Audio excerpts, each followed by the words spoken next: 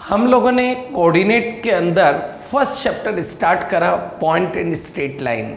हमने इसमें अभी तक क्या क्या करा? सबसे पहले हमने डिस्टेंस फार्मूला देखा, उसके बाद हमने सेक्शन फार्मूला डिस्कस करा और फिर हमने बहुत डिटेल में बात करी सेंट्रोइड, इन सेंटर, सरकम सेंटर और ऑर्थो सेंटर। इस चैप्टर के अंदर अब हम आगे बढ़ रहे हैं और नेक्स्ट से ट्रांसफॉर्मेशन ऑफ एक्सिस। इस हेडिंग में हम क्या करना चाहते हैं? कोऑर्डिनेट एक्सिस को पैरेलल उठा के शिफ्ट करना चाहते हैं या कोऑर्डिनेट एक्सिस को किसी एंगल पे रोटेट करना चाहते हैं। हालांकि जेई मेन के अंदर इस हेडिंग से कोई क्वेश्चन नहीं आया, एडवांस के अंदर भी बहुत कम इस क्वेश्चन की, इस हेडिंग के क्वेश्चन की फ्रीक्वेंसी रहती है। तो सबसे पहले हम बात कर रहे हैं पैरेलल ट्रांसफॉर्मेशन। ये एक्स एक्सिस है, ये वाई एक्सिस है और यहाँ पर कोई पॉइंट है पी एक्स कोमा वाई। अब हमने क्या करा, इस पूरे के पूरे कोऑर्डिनेट सिस्टम को आगे शिफ्ट कर दिया किसी पॉइंट ए कोमा बी पर। ठीक है, क्या करा, ओरिजिन से किसी पॉइंट ए कोमा बी पर शिफ्ट कर दिया और मान लीजिए नई कोऑर्डिनेट एक्सिस आ गई एक्स डैश वाई डैश। तो अगर ये नई एक्सिस आ गई तो डेफिनेटली इस पी एक्स कोमा वाई के भी कोऑर्डिनेट बदलेंगे, क्योंकि ये एक्स एक्सिस और वाई एक्सिस था तो यहाँ पर ओरिजिन था और पैरेलल रखते हुए अगर मैं ए कोमा बी पे शिफ्ट करता हूँ तो ये पी कोऑर्डिनेट भी चेंज हो जाएगा। ये ए कोमा बी का मतलब क्या है? ए कोमा बी का मतलब है ये ए डिस्टेंस है और ये बी डिस्टेंस है। तो एक्स डैश इक्वल टू हो गया एक्स माइनस ए। ये कैसे हुआ? ये डिस्टेंस पहले एक्स थी और हमने ए इधर शिफ्ट करा तो x में से a डिस्टेंस कम कर दी, तो ये बाकी की डिस्टेंस कितनी बची? x माइनस ए। इसी तरह से ये टोटल डिस्टेंस y थी और इसमें b ऊपर शिफ्ट कर दिया तो y डैश हो जाएगी y माइनस बी। तो अगर हमें किसी पॉइंट के कोऑर्डिनेट दे रखे हैं, जैसे मान लीजिए हमें दे दिया 3,4 कोई कोऑर्डिनेट है और कोऑर्डिनेट एक्सिस को ओरिजिन से 1,2 पे शिफ्ट कर दिया तो 3,4 चेंज होकर क्या हो जाएंगे? तो क्या हो जाएंगे? 3 माइनस 1 एक्स कोऑर्डिनेट 2 और 4 माइनस 2 यानी कि वाई कोऑर्डिनेट भी 2। तो 3,4 कोऑर्डिनेट अगर हम ओरिजिन को 1,2 पे शिफ्ट कर दें तो वो क्या हो जाएगा? 2,2। अब नेक्स्ट से रोटेशनल ट्रांसफॉर्मेशन। ये एक्स एक्सिस है और ये वाई एक्सिस है और मान लीजिए यहाँ पर कोई पॉइंट है पी एक्स कोमा वाई। अब हमने क्या करा, इस कोऑर्डिनेट सिस्टम को किसी एंगल थीटा पर एंटी क्लॉकवाइज रोटेट करा, इस डायरेक्शन में रोटेट करा। तो मान लीजिए कि ये मैंने थीटा एंगल पे रोटेट करा तो ये वाई डैश हो गया और ये एक्स डैश हो गया।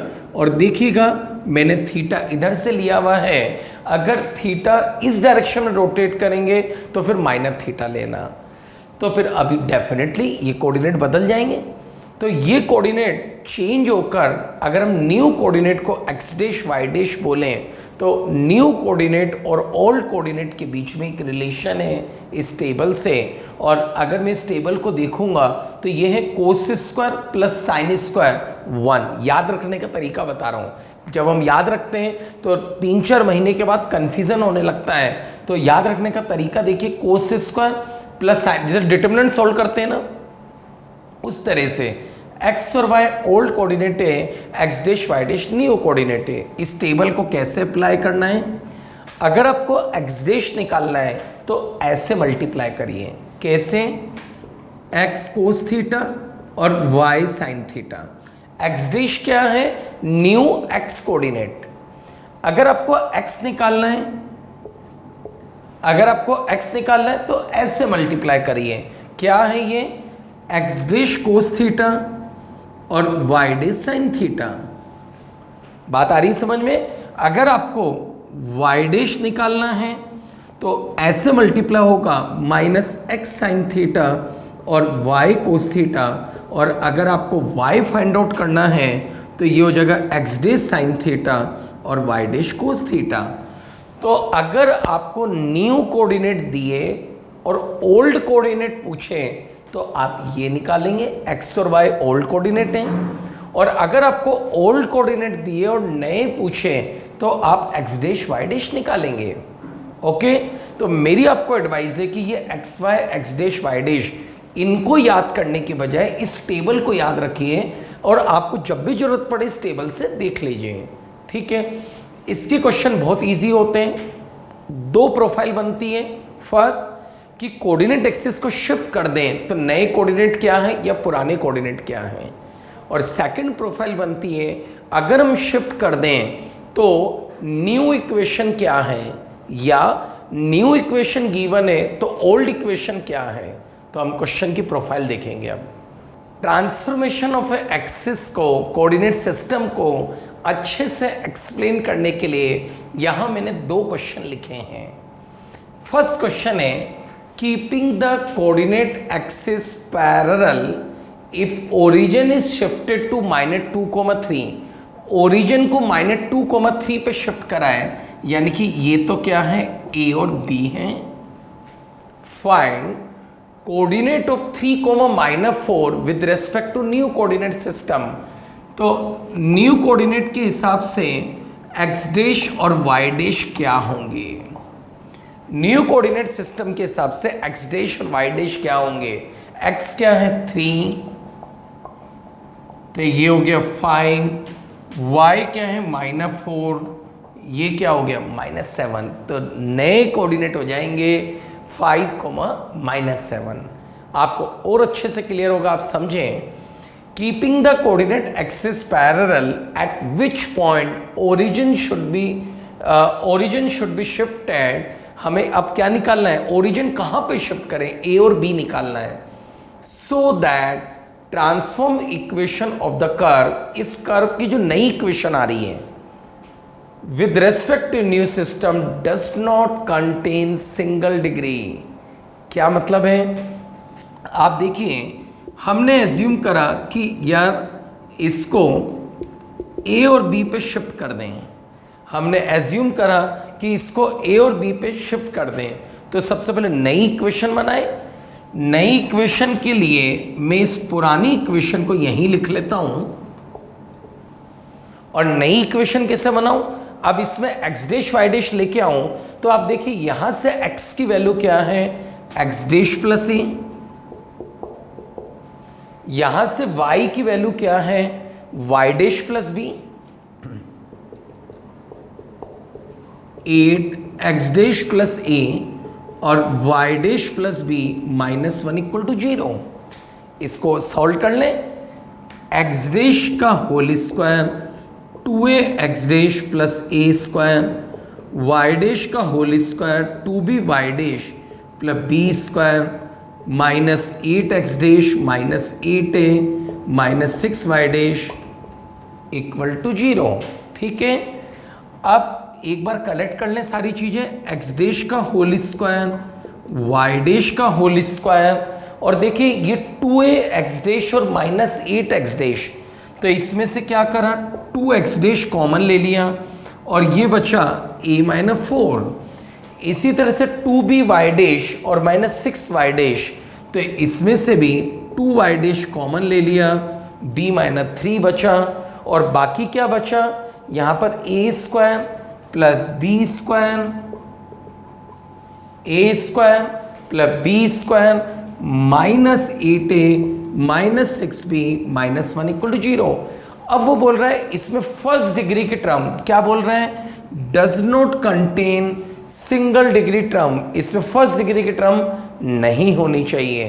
तो ये सेकंड डिग्री है, ये सेकंड डिग्री है, ये फर्स्ट डिग्री है, इसको 0 कर देते हैं।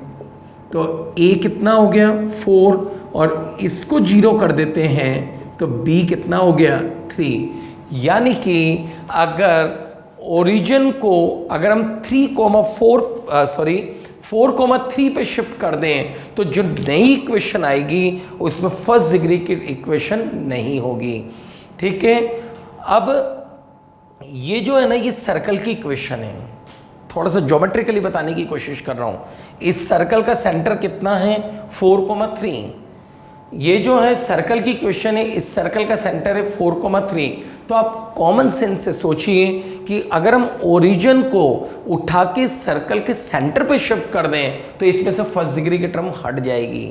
तो आइंदा अगर सर्कल की इक्वेशन आए और यही प्रोफाइल आए तो डायरेक्ट सर्कल का सेंटर आंसर बता देना, आंसर है 4,3। Okay, yes. अब कुछ छोटे छोटे से पॉइंट जो अलग अलग क्लासेस में पढ़ते हैं और कुछ पॉइंट जो क्लास 11th में पढ़ते हैं, मैंने यहाँ पर एक जगह कलेक्ट करे हैं। Area of a triangle half base into perpendicular height. Height कौन सी होनी चाहिए? Perpendicular height. Area of A equilateral triangle √3/4 और साइड का होल स्क्वायर। √3/4 ए क्या है? ए ट्राइंगल की साइड है। Area of any triangle, Heron's formula भी बोल देते हैं, S minus A S minus B और एस माइनस सी, इसका स्क्वायर रूट। एस क्या होता है? A plus B plus C, ठीक है, और A plus B plus C by 2, और ए बी सी क्या है? ट्राइंगल की साइड्स हैं। Area of a triangle whose vertices are given, vertices given है तो या तो उनके बीच में डिस्टेंस फार्मूला लगाकर आप साइड निकाल लीजिए और फिर ये ऊपर वाला ही फार्मूला लगा दीजिए, और या फिर अगर वर्टिसेस गिवन है तो 1/2 x1y1 1, x2y2 1, x3y3 1, ठीक है। ये डिटर्मिनेंट के अंदर जो भी वैल्यू आएगी हमेशा उसका मॉडुलस वैल्यू आंसर बोलेंगे। जैसे -2 आया तो आंसर बोलेंगे 2। Area of a rhombus, area of a rhombus होता है 1/2 product of length of a diagonal. अगर हम डायगोनल को d1 d2 बोल दें तो फिर एरिया ऑफ ए रोम्बस हो जाएगा 1/2 d1 cross d2। Area of A square, area of A square generally छोटी क्लास में ही आ जाता है, ये होता है साइड का होल स्क्वायर और 1/2 डायगोनल का होल स्क्वायर। आप देखिए रोम्बस जो है वो स्क्वायर अगर होगा तो दोनों डायगोनल इक्वल होंगे, तो प्रोडक्ट ऑफ द डायगोनल बोला है तो ये 1/2 डायगोनल का होल स्क्वायर हो जाएगा। इस और लास्ट पॉइंट, अगर ट्राइंगल का एरिया 0 है तो पॉइंट्स क्या हो जाएंगे? पॉइंट्स कोलिनियर हो जाएंगे। If area of a triangle is 0 then points are collinear. तो आप डिटर्मिनेंट वे से भी कर सकते हैं कि एरिया ऑफ अ ट्राइंगल 0 कब होगा। ओके, हम क्वेश्चन देखते हैं। क्वेश्चन है if 3 point h, 0, a, b, 0, k are collinear. Collinear मतलब उसका ट्राइंगल का एरिया 0 है, फाइंड a/h प्लस b/k = 0। अभी मैं आपको डिटर्मिनेंट से कराने वाला हूँ, लेकिन जैसे जैसे कोऑर्डिनेट आगे बढ़ेगी तो आप वहाँ पर और भी मेथड्स नहीं आएंगे। जैसे अगर इसे ए पॉइंट बोलें, इसे बी पॉइंट बोलें, इसे सी पॉइंट बोलें, तो ए बी का स्लोप वही होगा जो बी सी का स्लोप है। तो ए बी का स्लोप निकाल लो, बी सी का स्लोप निकाल लो, ए सी का स्लोप निकाल लो, किसी भी का भी स्लोप निकाल कर इक्वल कर दो, वो एक ही बात है। अभी इस स्टेज पे हम क्या कर रहे हैं? 1/2 h 0 1 a b 1 0 k 1 = 0। और मुझे क्या फाइंड आउट करना है? a/h plus b/k find out करना है। तो ओपन करेंगे h, कैसे ओपन करेंगे? इस कॉलम और इस रो को छोड़ देंगे, इस कॉलम और इस रो को छोड़ देंगे और ऐसे क्रॉस मल्टीप्लाई करेंगे, b cross 1 minus k cross 1 minus alternate plus minus आएगा। अब बीच वाला तो 0 है तो बस 0 लिख के छोड़ दें, फिर नेक्स्ट प्लस। अब क्या करेंगे? इस वाली रो और इस वाली कॉलम को छोड़ देंगे और ऐसे क्रॉस मल्टीप्लाई करेंगे, a के माइनस 0 इंटू बी, a के minus 0 into B, yes, BH minus B के माइनस h के प्लस a के = 0, या BH प्लस a के = h के से अगर हम डिवाइड कर दें तो ये b/k हो जाएगा, a/h हो जाएगा = 1। और यही तो मुझे फाइंड आउट करना था, आंसर क्या होगा? 1 हो जाएगा। नेक्स्ट है, नेक्स्ट हेडिंग है लोकस। क्या होता है locus? locus is a curve trace out by a point which moves under certain geometrical condition।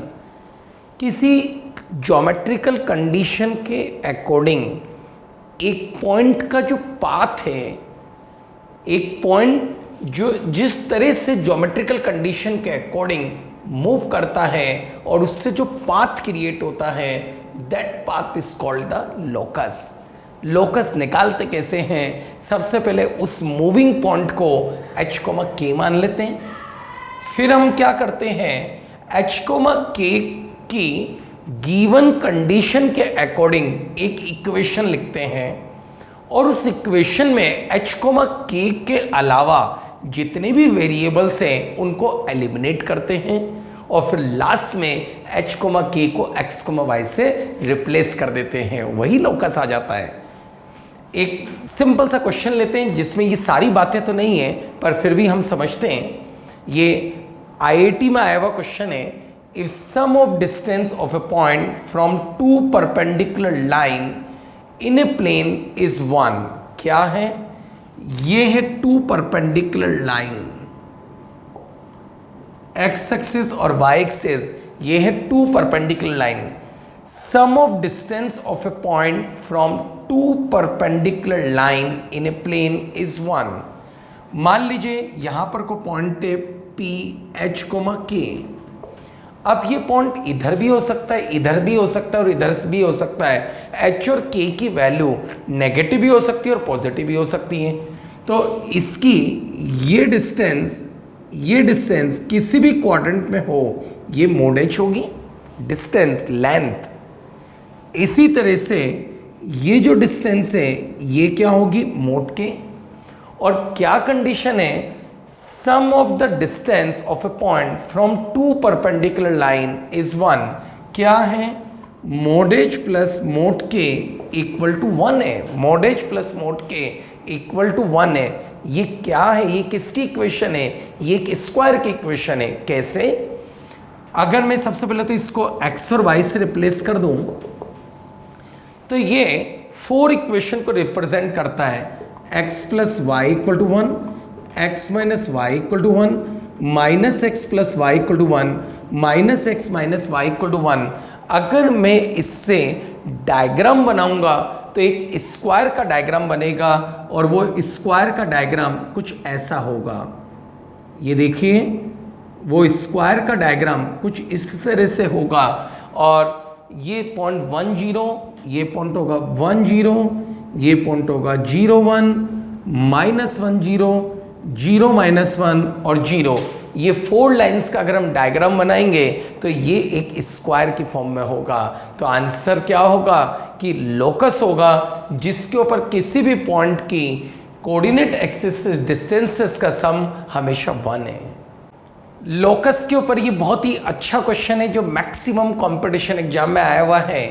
A rod PQ of length 2a slide with its end on the axis, then the locus of circumcenter क्या है?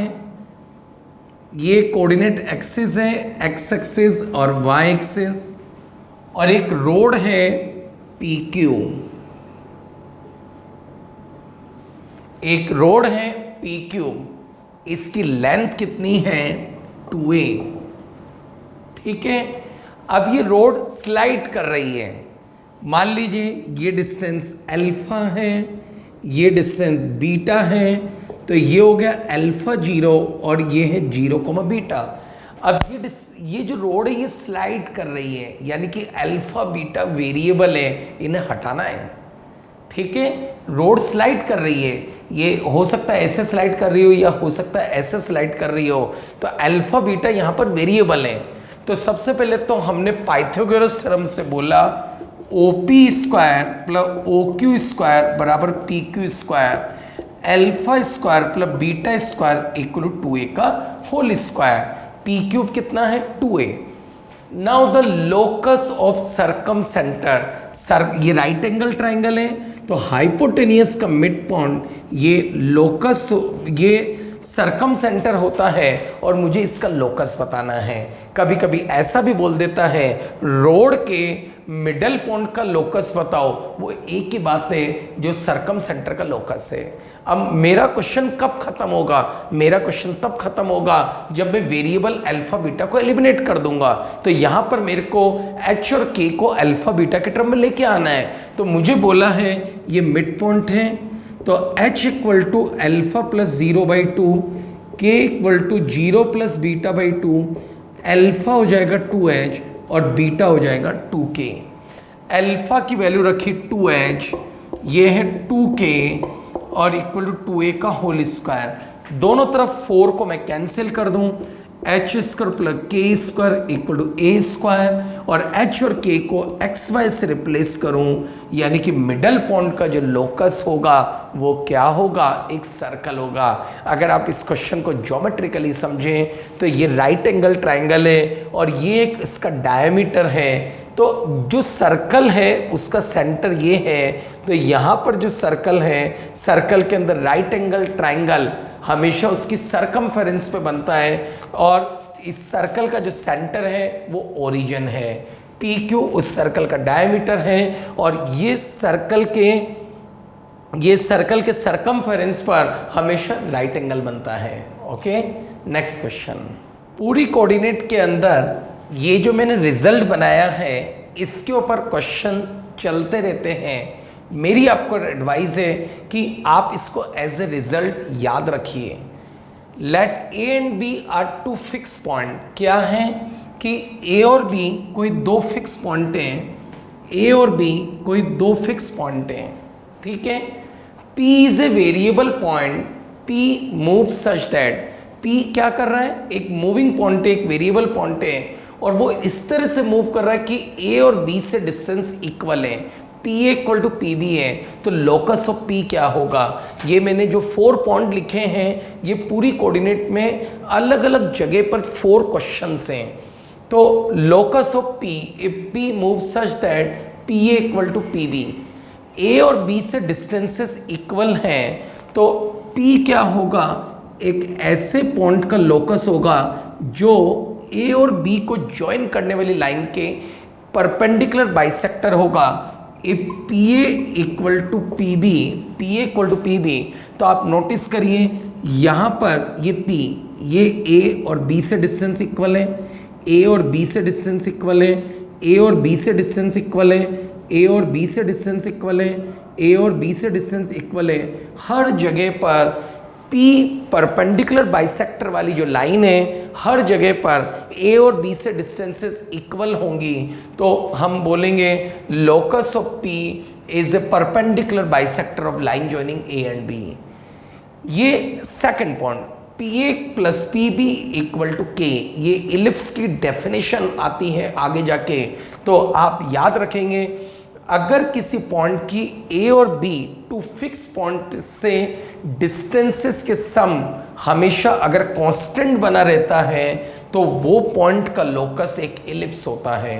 क्या मतलब? जैसे ये एक ellipse है, ये एक इलिप्स है, और मान लीजिए ये कोई दो फिक्स पॉइंट हैं, तो इलिप्स एक ऐसे पॉइंट का लोकस है जिसकी इस पॉइंट से डिस्टेंस और इस पॉइंट से डिस्टेंस का जो सम है, यहाँ पर भी इससे डिस्टेंस और इससे डिस्टेंस का सम, यहाँ पर भी इससे डिस्टेंसेस का सम, यहाँ पर भी इससे डिस्टेंसेस का सम, ये सम पूरी के पूरे इलिप्स के ऊपर टू फिक्स पॉइंट से डिस्टेंसेस का सम हमेशा कांस्टेंट आता है।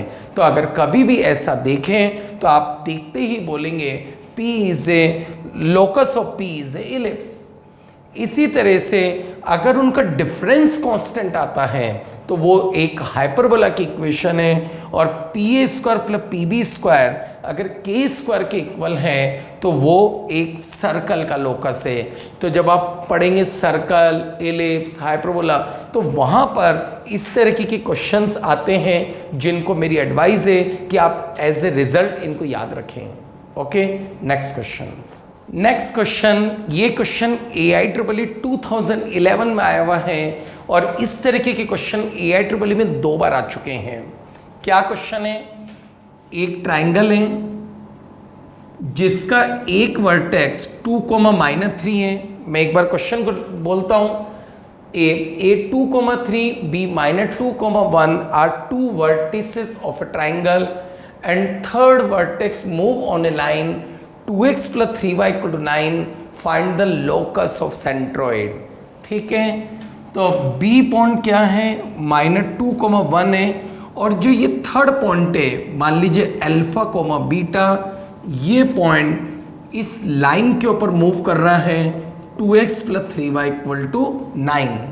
तो सबसे पहले तो मैंने बोला alpha beta satisfy the line, यानी कि ये हो गया 2 alpha plus 3 beta equal to 9। अब आपको बोला find the locus of centroid, तो सेंट्रोइड को h, k मान लेते हैं। अब मैंने आपको बताया आपका क्वेश्चन कब खत्म होगा, जब वेरिएबल पॉइंट यानी कि अल्फा बीटा एलिमिनेट हो जाए। तो हम क्या करेंगे, यहाँ से अल्फा और बीटा को एलिमिनेट करके h और k लेके आएंगे। तो हमको बोला ट्राइंगल का सेंट्रोइड h, k है, तो 2 प्लस -2 प्लस अल्फा बाई 3 ये है h, -3 plus 1 plus beta by 3 ये क्या है, k है। तो इससे अल्फा की वैल्यू 3h आ गई और इससे बीटा की वैल्यू 3k प्लस 2 आ गई। तो अल्फा बीटा को एलिमिनेट कर दें, 2 3h 3k plus 2 equal to 9, ये हो गया 6h plus 9k plus 6 equal to 9, 6h plus 3k equal to 3, या 2h plus k equal to 1। ठीक है, 6h यहाँ पर 9k है, तो यहाँ पर क्या होगा, 3k होगा, और 2x plus 3y equal to 9, यानी कि जो उसके सेंट्रोइड का लोकस है वो है 2x plus 3y equal to 1।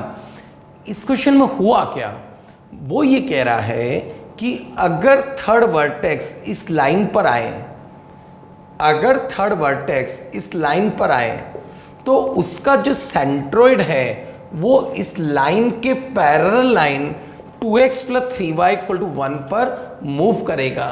यही सेंट्रोइड का लोकस है। Next, straight line. Straight line क्या होता है, straight line may be consider as a curve joining 2 point through their shortest distance and extended up to infinite in both direction। क्या मतलब है, जैसे ये को 2 पॉइंट हैं, इन 2 पॉइंट को ज्वाइन करने के लिए इनफाइनेट वे हैं कि मैं ऐसे ऊपर से ज्वाइन कर दूं, ऐसे ज्वाइन कर दूं। तो 2 पॉइंट को शॉर्टेस्ट डिस्टेंस से अगर मैं ज्वाइन करूं, शॉर्टेस्ट डिस्टेंस क्या है, शॉर्टेस्ट डिस्टेंस है स्ट्रेट डिस्टेंस। तो 2 पॉइंट को अगर हम शॉर्टेस्ट डिस्टेंस से ज्वाइन करें और इनको हम इनफाइनाइट तक एक्सटेंड कर दें, then we said line is a straight line. Okay, general equation of straight line ax plus by plus c equal to 0। Equation of x axis देखिए, ये एक्स एक्सिस है, ये वाई एक्सिस है, ये origin है। हमने पढ़ा है एक्स एक्सिस के ऊपर जितने भी पॉइंट होते हैं उन सारे पॉइंट पर y की वैल्यू 0 होती है। तो इक्वेशन ऑफ एक्स एक्सिस हम बोलते हैं y equal to 0। Equation of y axis के ऊपर जितने भी पॉइंट होते हैं उन सब पर x 0 होता है। तो equation of y axis x equal to 0। अब कोई भी लाइन जो y एक्सिस के पैरेलल है, ये लाइन y एक्सिस के पैरेलल है, ये देखिए ये और ये दोनों लाइन पैरेलल है, तो इसको बोलते हैं x equal to k। k क्या है, ये पॉइंट है k, 0, x equal to k। x equal to k पर x की वैल्यू चेंज नहीं हो रही, यहाँ पर y की वैल्यू चेंज हो रही है। तो any line parallel to the y axis और perpendicular to the x axis is x equal to k।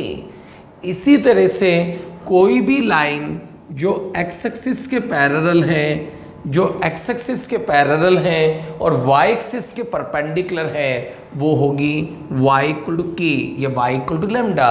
तो मैंने यहाँ पर लिखा है equation of y axis x equal to 0, equation of a line parallel to the x axis या perpendicular to the y axis y equal to K, equation of a line parallel to the y axis x equal to K. अब हम पहले line का slope discuss करेंगे, देखिएगा। Next है slope और gradient. Slope of a line it is denoted by dy upon dx और tan theta. Slope क्या रिप्रेजेंट करता है? स्लोप रिप्रेजेंट करता है किसी भी लाइन का एक्स एक्सिस से एंटी क्लॉकवाइज डायरेक्शन में जो थीटा है उसका टेंजेंट। ओके, tan थीटा, यहाँ पर जो थीटा है वो है एंटी क्लॉकवाइज डायरेक्शन में एंगल। अगर कोई लाइन है A X plus B Y plus C equal to 0 तो उसका स्लोप होता है minus B by A minus coefficient of y upon coefficient of x। अगर कोई दो पॉइंट है x1 y1 और x2 y2, उनको ज्वाइन करने वाली लाइन का स्लोप होता है y2 minus y1 upon x2 minus x1। अगर x एक्सिस है, ये देखिए, अगर x एक्सिस है, ये खुद x एक्सिस है, तो थीटा एंगल कितना हो जाएगा 0 डिग्री और tan 0 की वैल्यू 0। इसी तरह से अगर line parallel to the x axis है या perpendicular to the y axis है तो भी थीटा एंगल बनेगा ही नहीं। थीटा एंगल नहीं बनेगा तो लाइन ऑफ x एक्सिस और parallel to the x axis slope की value 0। Line of y axis और line perpendicular to the x axis slope is infinity, क्योंकि थीटा 90 हो जाएगा और tan 90 की वैल्यू कितनी है? इन्फिनिटी। मैंने जो स्ट्रेट लाइन की डेफिनेशन बताई है और जो आपको स्लोप निकालना सिखाया है, यहाँ पर 11th लेवल पर एनसीईआरटी में क्या सिंपल से क्वेश्चंस बन सकते हैं वो अपन बात कर रहे हैं। फर्स्ट क्वेश्चन बहुत सिंपल है, ऐसे क्वेश्चन जेईई मेन में नहीं आएंगे, एडवांस में नहीं आएंगे। Find slope of a line, क्या करना है? Slope of a line passes through -2,3 and bisecting the line segment 3,4 and 3,-2। क्या कह रहा है? कहाँ से पास हो रही है? -2,3 से, और एक और पॉइंट है, और वो पॉइंट क्या है? इन दोनों पॉइंट को ज्वाइन करने वाली लाइन का बाइसेक्टिंग पॉइंट है, यानी कि मिड पॉइंट है। तो इनका मिड पॉइंट क्या होगा? 3 + 3/2, 4 - 2/2। तो ये कितना हो जाएगा? 3,1। तो एक लाइन है जो इन दोनों पॉइंट से पास हो रही है, तो इसका स्लोप क्या हो जाएगा? y2 - y1 upon x2 - x1। y2 - y1 upon x2 - x1 ये हो जाएगा -2,5। एक चीज मैं आपको और बता दूं, अगर स्लोप की वैल्यू नेगेटिव आ रही है, tan थीटा की वैल्यू नेगेटिव आ रही है, यानी कि लाइन x एक्सिस से ऑब्ट्यूस एंगल बना रही है, और अगर स्लोप पॉजिटिव आ जाए तो लाइन x एक्सिस से एक्यूट एंगल बना रही है। नेक्स्ट, ये फिर सिंपल क्वेश्चन है।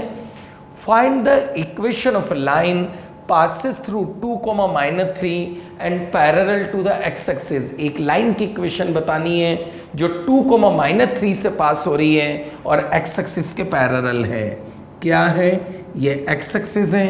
अब 2,-3 कौन सा क्वाड्रेंट है? x पॉजिटिव और y नेगेटिव, फोर्थ क्वाड्रेंट है और x एक्सिस के पैरेलल है। ये 2,-3 से पास हो रही है और x एक्सिस के पैरेलल है। x एक्सिस के पैरेलल का मतलब क्या होता है? y = k, y = k, और यहाँ पर y की वैल्यू कितनी चल रही है? -3। तो फाइनल आंसर हो जाएगा y = -3। मैंने बहुत सिंपल से क्वेश्चन लिए हैं ताकि थोड़ा सा आपको प्रैक्टिस में आ जाए।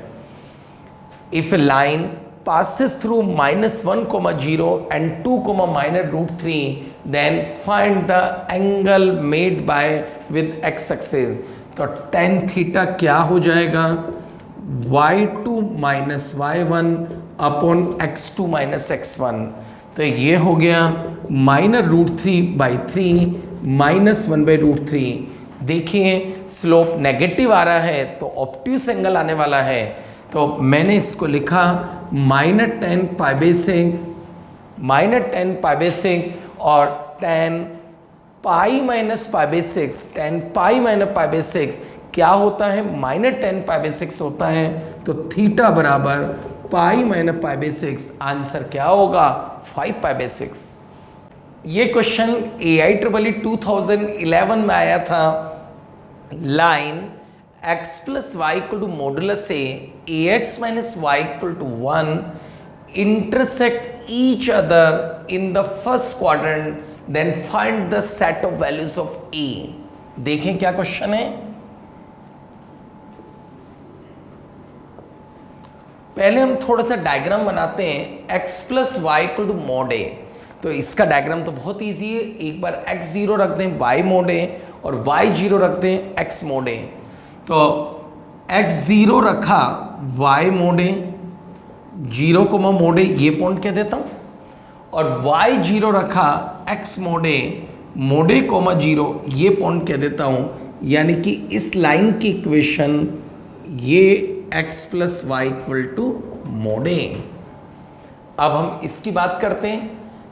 x 0 रखा तो y -1, x 0 रखा तो y -1, ओके। और y की वैल्यू 0 रखी तो x की वैल्यू आ रही है, आप ये देखिए ax minus y equal to 1। जब हमने y की वैल्यू 0 रखी तो x की वैल्यू 1/a आ रही है। लेकिन मैं ऐसा नहीं बोल सकता कि 1/a किधर है, 1/a किधर है, ये तो डिपेंड करता है कि a की वैल्यू पॉजिटिव है कि नेगेटिव है। वो इधर भी आ सकता है, इधर भी आ सकता है, इधर भी आ सकता है। लेकिन हमें एक चीज और बोली है कि ये फर्स्ट क्वाड्रेंट में मीट करने चाहिए। तो आप देखिए अगर इस पॉइंट से पास हो रहा है और 1/a,0 ये फर्स्ट क्वाड्रेंट में मीट करेंगे, तो फर्स्ट क्वाड्रेंट में मीट आप देखिए ऐसे करेंगे, ऐसे करेंगे, ऐसे करेंगे, ऐसे करेंगे, ऐसे करेंगे, तो 1/a,0, तो आप देखिए 1/a,0 वो यही होना चाहिए 0 से मोड ए के बीच में। ये 0 से मोड ए के बीच में होगा तभी ये फर्स्ट क्वाड्रेंट में मीट कर पाएंगे। कोऑर्डिनेट बड़ा इंटरेस्टिंग पोर्शन है। अगर आप विजुअलाइज कर जाते हो क्वेश्चन को तो आप उसको ज्योमेट्रिकली सॉल्व कर सकते हो। यानी कि 1/a की वैल्यू मोड ए से लेस होनी पड़ेगी, 1/a की वैल्यू मोड ए से लेस होनी पड़ेगी और 0 से ग्रेटर भी होनी पड़ेगी। अगर 1/a की वैल्यू 0 के इधर चली गई तो फिर ये फर्स्ट क्वाड्रेंट में नहीं टकरा पाएंगे। फर्स्ट क्वाड्रेंट में तभी मीट कर पाएंगे जब 1/a की वैल्यू 0 से मोड ए के बीच में हो, ओके। अब क्योंकि मैं फर्स्ट क्वाड्रेंट की बात कर रहा हूं तो a पॉजिटिव हो गया और a पॉजिटिव के लिए इसे मैंने मोड a को a ही लिख दिया। 1 less than a square greater than 1, a square greater than 1, यानी कि mode a greater than 1। Mode a greater than 1 का मतलब क्या होता है, s लेस देन -1 और a ग्रेटर देन 1। a की वैल्यू हम नेगेटिव के लिए मना कर रहे हैं, यानी कि a की वैल्यू क्या होनी चाहिए, ग्रेटर देन 1। नेक्स्ट क्वेश्चन है, ये जेईई मेन में आया हुआ क्वेश्चन है और मैं आपको बार बार समझा रहा हूं कि आप क्वेश्चन को ज्योमेट्रिकली करने की कोशिश करिए। ABCD B non zero number, point of intersection of line 4ax plus 2ay plus c equal to 0, 5bx plus 2by plus d equal to 0 lies in fourth quadrant and it is equidistance from 2 axes. क्या मतलब है, कोई दो लाइनें हैं, ये fourth quadrant में जाके मीट हो रही हैं और फोर्थ क्वाड्रेंट में मीट हो रही हैं और कोऑर्डिनेट एक्सिस से इक्वल डिस्टेंस पे जितनी ये है उतनी ही ये है, ठीक है। कोई दो लाइन है जो फोर्थ क्वाड्रेंट में जाके मीट हो रही है और कोऑर्डिनेट एक्सिस से इक्वल डिस्टेंस पर है, तो डेफिनेटली ये पॉइंट क्या होगा, x, -x। अगर फोर्थ क्वाड्रेंट में है और कोऑर्डिनेट एक्सिस से इक्वल डिस्टेंस पर है, y और x इक्वल है और फोर्थ क्वाड्रेंट में y की वैल्यू नेगेटिव होती है, तो ये पॉइंट क्या होगा, x, -x। तो ये जो x, -x है डेफिनेटली दोनों लाइनों के ऊपर लाई करेगा। तो फर्स्ट लाइन है 4ax + 2ay + c = 0 और सेकंड लाइन है 5bx 2by + d = 0। अगर हम y की जगह -x रख दें, 4ax - 2ax + c = 0, तो 2ax + c = 0। इसी तरह से y = -x यहाँ रख दें, -2bx + d = 0, तो 3bx + d = 0। आप आंसर की तरफ देखिए, x को एलिमिनेट कर रखा है, तो x की वैल्यू एलिमिनेट कर दें। यहाँ से x की वैल्यू है -c/2 है और यहाँ से x की वैल्यू है -d/3b, और क्योंकि दोनों जगह x है तो -c/2 है, -d/3b, माइनस कैंसिल कर दूं, तो ये हो गया 3bc = 2ad और 3bc - 2ad = 0। बहुत सारे स्टूडेंट क्या करते हैं, इन दोनों लाइनों को सॉल्व करके इनका इंटरसेक्टिंग पॉइंट निकालते हैं। बहुत लेंदी अप्रोच हो जाएगा। आप क्वेश्चन का लैंग्वेज को पढ़ के उसका डायग्राम बनाइए, अपने आप आइडियाज आने लगेंगे। ओके।